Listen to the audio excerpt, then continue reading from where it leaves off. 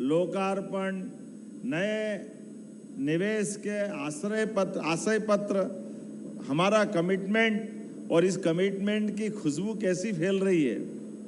कोई छत्तीसगढ़ से आ रहा है, कोई राजस्थान से आ रहा है।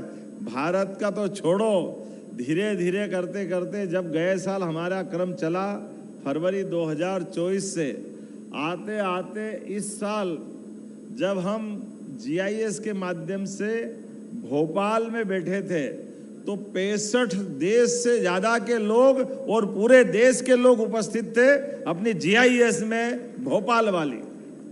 मानव संग्रहालय का वो अपने आप का अतीत का गौरवशाली पक्ष। मानव संग्रहालय में तो ये शब्द ही समझ नहीं पाता हूँ।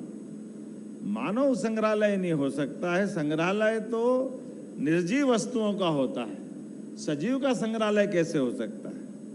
मानव की तो अपनी विकास की एक प्रक्रिया है। प्राणी संग्रहालय हो सकते हैं बायोडायवर्सिटी के माध्यम से। कभी डायनासोर थे, अब नहीं है। कभी रेप्टाइल कोई और प्रकार के थे, अब नहीं है, वो मान सकते हैं।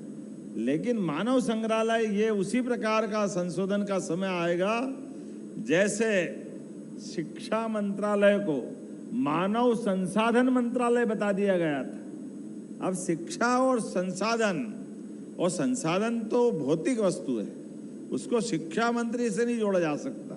लेकिन हमारा इस पूरी मेरी बात रखने के पीछे का सार अगर कहीं है तो यहीं आके टिकता है कि भारतीय जड़ों से जुड़कर के भारत ने जब भी प्रगति की है तो प्रगति में हमारे किसान, हमारे उद्यमी और हमारे उपभोक्ता ये कहीं बाहर नहीं जाते हैं। ये सब यहीं मिलजुल करके सह अस्तित्व की भावना से हजारों साल से सिस्टम चलता है।